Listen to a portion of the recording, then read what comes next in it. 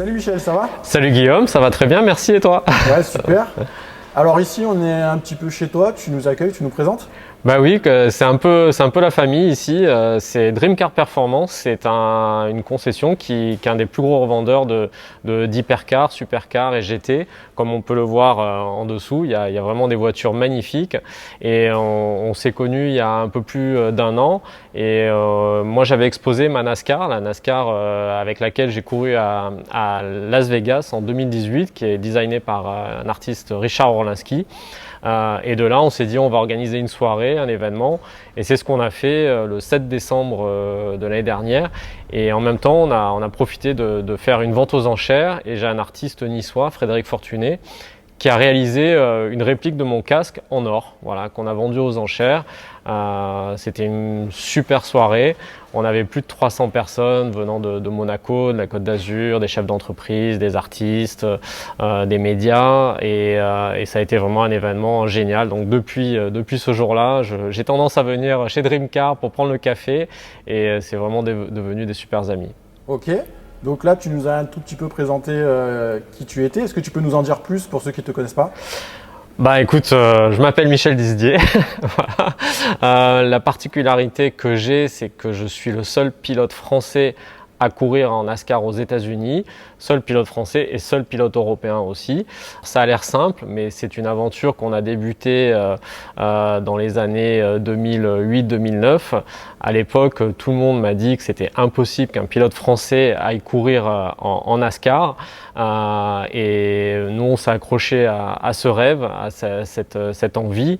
Moi, je suis passionné déjà par les États-Unis. C'est un continent qui m'a toujours fait rêver. Quand j'étais gamin, je regardais les Far West, les cow-boys, les Indiens, et de trouver en plus un moyen de vivre ma passion de pilote professionnel, de courir dans le plus grand championnat automobile américain, puisque la NASCAR aujourd'hui c'est le sport leader aux États-Unis, c'est le sport motorisé numéro 1, c'est 80 millions de fans aux États-Unis, donc c'est quand même un géant, et c'est le deuxième sport le plus suivi après la NFL, le football américain sur ce continent américain.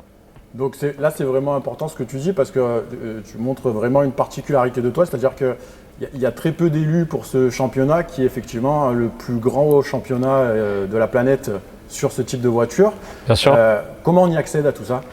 Alors comment on y accède? C'est un peu incroyable de la façon dont ça s'est passé, puisque quand j'ai commencé à m'y intéresser au début des années 2000, vraiment tout le monde m'a pris pour un fou. Tout le monde a dit mais il n'y a pas de Français, il n'y a pas de pilote étranger, c'est des circuits ovales, c'est un sport d'Américains, tu n'y auras jamais accès. Et de là, j'ai commencé à prendre contact tout simplement avec les dirigeants de la NASCAR, par téléphone, par mail. Et au bout d'un an de discussion, ils m'ont invité sur une course. C'était à Homestead, à côté de Miami. Et là, j'ai pris un coup de foudre énormissime, à la fois pour le sport, pour les gens, le côté convivial, où les fans sont mélangés avec les pilotes, les voitures. Ils peuvent vraiment rentrer dans les paddocks, les pits. Et j'ai adoré ça. Et je me suis dit, voilà, là, c'est vraiment ce que je veux faire. Là, c'était en 2003. Et il m'a fallu presque 5 ans de plus pour arriver à faire mon premier essai sur ovale, puisque justement la particularité de ce sport, c'est qu'on court sur des circuits ovales, ce qu'on n'a pas aujourd'hui en Europe, ou très peu.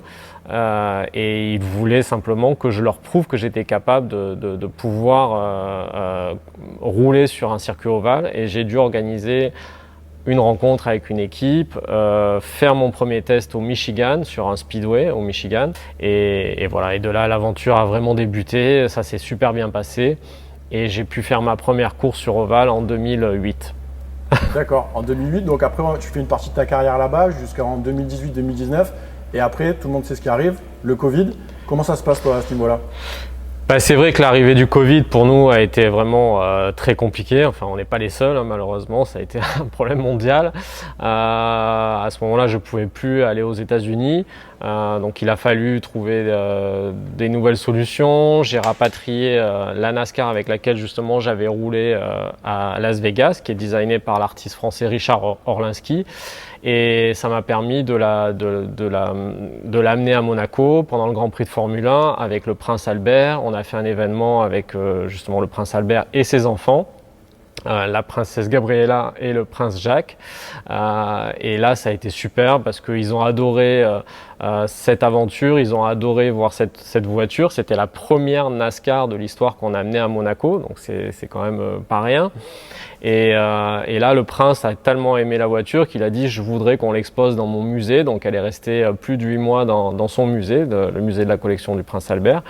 Et de là, on a fait plein d'événements. On a fait Top Marque, on a fait le Sportel. J'ai fait une collaboration aussi avec l'AS Monaco où on a utilisé cette NASCAR pour faire l'annonce de la présentation de la signature d'un joueur star de l'AS Monaco qui s'appelle Folarin Balogun. Donc ça nous a permis de faire beaucoup de communication, de faire parler de nous et enfin ça nous a permis de retrouver des nouveaux sponsors et cette année de reprendre le chemin des circuits. Oui, parce qu'on peut dire que c'est un peu la concrétisation du rêve américain pour toi, mais quand même, pour y retourner après le Covid, tu as dû quand même fournir énormément d'efforts pour pouvoir réintégrer une équipe et pouvoir réaliser ce rêve finalement qui demande beaucoup d'investissement.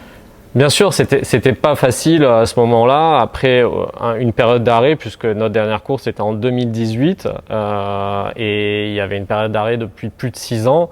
Donc c'est vrai que les gens pensaient que on pourrait plus y retourner, que ça serait compliqué. Alors bien entendu c'était compliqué, mais à côté de ça, en parallèle, voilà, j'ai fait beaucoup de communication, j'ai amené cette voiture, on a fait beaucoup d'événements, on a fait beaucoup d'images. Aussi, je me suis beaucoup entraîné physiquement, donc j'ai gardé la forme grâce à mon préparateur physique qui s'appelle Greg Muel qui me suit depuis plus de 10 ans. Et c'est grâce à lui si je suis encore en forme. Et puis la motivation était toujours là. Pourquoi ? Parce qu'on est arrivé dans ce sport où on n'était pas attendu, bien sûr, où j'étais le seul Français, où tout le monde nous disait qu'on n'y arriverait pas. Et un jour, on arrive à Daytona et on fait le meilleur temps des essais. Donc voilà, on est passé de rien du tout à c'est impossible à faire le meilleur temps des essais à Daytona, qui est la plus grosse épreuve de NASCAR aux États-Unis. Donc c'est ce qui nous tient aussi l'énergie, l'envie de continuer. Et surtout d'aller chercher la première victoire d'un pilote français en NASCAR, puisque en plus de 75 ans d'existence de ce sport, aucun pilote français n'a gagné une course en NASCAR, ce qui est absolument incroyable. Ouais, ce serait un peu le Graal pour toi. Alors, bien sûr. Toi, tu es retourné à Miami en 2025, tu as participé donc à cette course de NASCAR. Oui. Quand tu retournes après tant d'années, c'est quoi tes sensations? Comment tu te sens dans la voiture? Comment tu es? Déjà, c'était un immense bonheur d'être de retour parce que pendant 6 ans, on a pensé à ça H24, moi et mon équipe, et l'envie d'y retourner, voilà, nous tenait vraiment très fort. Donc de retrouver une nouvelle équipe, de trouver des nouveaux sponsors comme la société Edge qui nous soutient, qui est un broker de yacht qui est en France, qui est à Dubaï, qui ouvre bientôt son marché en Floride. Voilà, de trouver des gens qui croient en nous, qui nous disent voilà, on croit en cette aventure, on a envie de vous soutenir. J'ai eu aussi Jonathan Boulanger, J2L Conseil et plein d'autres partenaires qui nous suivent, qui nous encouragent. Donc ça nous a permis de retourner sur cette épreuve de Miami. Et ce qui est sympa, c'est que Miami, c'est là où je suis allé voir ma première course de NASCAR en 2003. Donc c'était génial de redébuter et de faire ce redépart sur cette épreuve. Alors justement, est-ce que tu as un souvenir particulier sur le NASCAR, sur tout cet épisode-là qui a duré une quinzaine d'années bientôt? Tu as quelque chose, une anecdote à nous dire? Alors, il y a énormément d'anecdotes. C'est vrai que mon premier test au Michigan, c'était juste fabuleux pour moi de me retrouver enfin dans ce type de voiture, sur un ovale. Alors j'ai une anecdote sympa, c'est que n'ayant jamais roulé sur ovale, j'ai appelé Sébastien Bourdet, que tout le monde connaît je pense, qui a été en Formule 1, qui a été champion d'IndyCar et qui avait donc roulé sur circuit ovale, et je l'ai appelé pour qu'il me donne des conseils justement sur comment on pilote sur un circuit ovale, et il a été adorable parce qu'il m'a répondu alors qu'il était en train d'arriver en Formule 1, donc c'était un moment très important pour lui, il était très pris, voilà. Et il m'a dit, écoute, sois souple, propre. Bon, c'est ce qu'il m'a dit, et c'est vrai que c'est très compliqué de donner un conseil à un pilote sur son adaptation à courir sur un ovale, parce que c'est tellement différent de ce qu'on peut faire en Europe sur circuit routier. Mais heureusement, ça s'est très bien passé, et pour nous, ça a été le début vraiment de l'aventure. Et on peut dire qu'il y a une cohésion là-bas entre pilotes non américains, parce qu'on sait que les Américains, quand on va chez eux et qu'on essaie surtout d'aller chercher des victoires, ils sont pas tendres. Est-ce que vous avez une cohésion comme ça? Est-ce que dans le paddock c'est un peu compliqué, ou justement les Européens ils arrivent à se retrouver ou pas? Ben écoute, c'est vrai que quand je suis arrivé, notamment au Michigan, on a fait un tour de circuit dans une voiture de tourisme avec d'autres pilotes de NASCAR pour reconnaître un peu la piste, et j'ai trouvé que les pilotes étaient extrêmement sympas vis-à-vis de moi. Ils savaient que pour moi c'était vraiment quelque chose de totalement différent ce que j'allais faire, de rouler sur un ovale, et ils m'ont donné beaucoup d'infos, beaucoup de conseils. Ils ont été extrêmement sympathiques, et ça c'est pas toujours forcément le cas quand on court en Europe, parce qu'il y a une compétition entre les pilotes et on veut pas vous donner des infos. Mais là c'est vrai que si tu veux, la NASCAR, pour rouler vite, surtout sur les speedway, super speedway, on roule en aspiration. Donc on est obligé d'être collés les uns aux autres. Et pour aller vite, il faut être avec quelqu'un.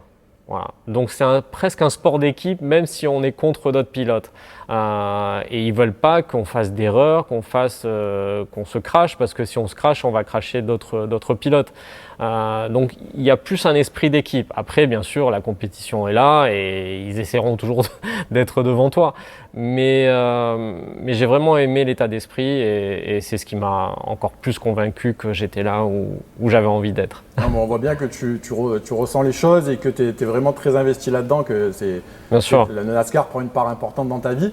Alors, comme tu disais tout à l'heure, l'aventure n'est pas du tout terminée, donc toi, tu as des projets à nous annoncer peut-être? C'est vrai que ce retour à Miami était très attendu, déjà pour nous, bien entendu, et pour le public qui nous suit, les soutiens qu'on a. En plus, on a eu la chance d'avoir TF1 qui nous a suivis sur cette épreuve, donc ça montre qu'il y a de l'engouement aussi des médias et des grands médias pour ce type d'aventure et pour notre aventure. Trouver une nouvelle équipe, comme je l'ai dit, arriver à Miami. Je suis arrivé en plus, il n'y avait que 25 minutes d'essai libre, et sur les 25 minutes d'essai libre, j'en ai fait même pas 10 minutes parce qu'on a eu un problème au niveau des réglages de la voiture, donc on a dû modifier les réglages, et donc j'ai perdu presque 20 minutes d'essai libre, et je suis parti premier en qualification. Donc ça a été vraiment très compliqué pour nous, voilà, de se retrouver dans une voiture qu'on ne connaissait pas, une équipe, un spotter que je ne connaissais pas, une piste, voilà, où j'avais jamais roulé, et en plus sur une épreuve où on avait les 6-7 meilleurs pilotes de NASCAR de la planète aujourd'hui, puisqu'il y avait Kyle Larson, il y avait Ross Chastain. Pour les passionnés, ils savent de qui je parle, qui sont des pilotes qui roulent depuis 15 ans en full season, dans les meilleures équipes, les meilleures voitures, et ils étaient avec nous. Donc c'est vrai que ça a apporté encore plus au niveau du niveau de cette épreuve. Mais voilà, mais le plus important pour nous, c'était d'être là, c'était d'être de retour, de retrouver des sensations. On fait la course, on termine la course, on n'abîme pas la voiture, ce qui est un exploit aussi sur une piste, voilà, que j'ai découvert le matin et sur lequel j'ai fait pratiquement aucun essai. Et à côté de ça, en plus, c'était une voiture qu'on a adorée parce que on a fait une collaboration avec un artiste très connu qui s'appelle Mr. Brainwash, Thierry Guetta, qui est un street artist qui est basé à Los Angeles depuis 40-45 ans. un proche de Bansky, et qui a réalisé une livrée sur notre voiture. Donc c'est une art car aussi, comme celle qu'on a fait avec Richard Orlinski, et la voiture était magnifique, et on ne voyait que celle-là sur la piste. C'est super. On voit que dans tes projets, il y a aussi l'humain qui est important au-delà de la compétition, même si quand on est compétiteur, on pense qu'à la victoire. Donc c'est vraiment super. Quels sont les prochains rendez-vous là dans l'immédiat? Les prochains rendez-vous, c'est déjà, voilà, on est retourné en NASCAR cette année. C'était il y a juste 2 mois, hein, donc c'est très récent. Et aujourd'hui, on utilise le fait de notre retour sur cette épreuve dans le championnat NASCAR pour solliciter des partenaires plus costauds, plus importants, qui puissent nous aider sur une saison complète. Notre objectif aujourd'hui, c'est vraiment d'aller chercher une saison complète, et c'est là qu'on pourra aller chercher la première victoire d'un pilote français en NASCAR. On l'a prouvé à Daytona en faisant le meilleur temps des essais, en faisant un top 10 en NASCAR en 2016. Ça a été le meilleur résultat pour un pilote français de l'histoire de la NASCAR. Donc je pense que c'est pas rien. Et donc voilà, tout l'objectif aujourd'hui, c'est d'utiliser notre retour cette année, avec l'impact aussi des médias comme TF1, d'un influenceur qui s'appelle Thibaut, qui nous a suivis aussi sur Miami, et Marie. Enfin voilà, on a vraiment été très suivis sur place. Donc maintenant, on a envie d'aller chercher cette victoire, mais pour ça, il nous faut plus de moyens, il nous faut potentiellement un grand groupe français, européen ou américain, et c'est ce qu'on fait aujourd'hui. On est à la recherche de ça, on travaille là-dessus, mais je pense qu'avec tous les résultats qu'on a fait dernièrement et le fait qu'on a une histoire qui est totalement originale, différente des autres pilotes, ça ne peut que nous aider justement à accomplir ce rêve. Eh ben, écoute, c'est tout ce qu'on souhaite. Est-ce que tu as un dernier mot à dire à tes fans ou à tous ceux qui veulent découvrir le NASCAR et qui veulent continuer avec toi et suivre ta passion? Forcément, je remercie tous les gens qui nous soutiennent depuis le début. Je sais qu'ils sont de plus en plus nombreux. On le ressent par rapport aux réseaux sociaux, les messages qu'on peut recevoir d'encouragement et qui nous touchent énormément.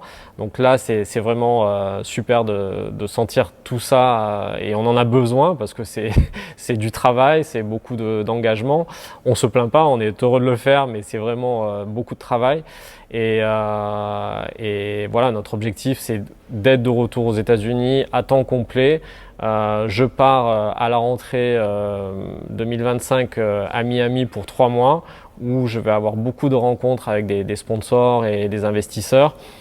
Il se peut qu'on ait déjà des sponsors signés avant la rentrée, qu'on puisse faire des courses cette année encore, parce qu'on aimerait faire encore 2 ou 3 courses cette saison. Mais voilà, l'aventure maintenant est relancée et on veut l'amener très très loin. Si on veut te suivre sur les réseaux sociaux, où est-ce qu'on peut aller? Alors on est de partout. On est sur TikTok, Instagram, Facebook, LinkedIn. Voilà, les gens viennent nous suivre. On est sur YouTube aussi. Suivez-nous, partagez auprès de vos amis. Et plus on sera, et mieux ce sera pour nous. Et on a envie de vous amener dans cette aventure, et surtout, un jour, pourquoi pas, que vous puissiez venir sur une course de NASCAR, parce que c'est ce qu'on fait régulièrement. On emmène des gens nous voir sur une course de NASCAR, et une fois que vous y êtes allé, vous n'avez qu'une envie, c'est d'y retourner. Donc Michel Didier sur tous les réseaux. Michel, on te remercie beaucoup. Et merci puis on Guillaume. te souhaite beaucoup de réussite. À bientôt. Merci, à bientôt.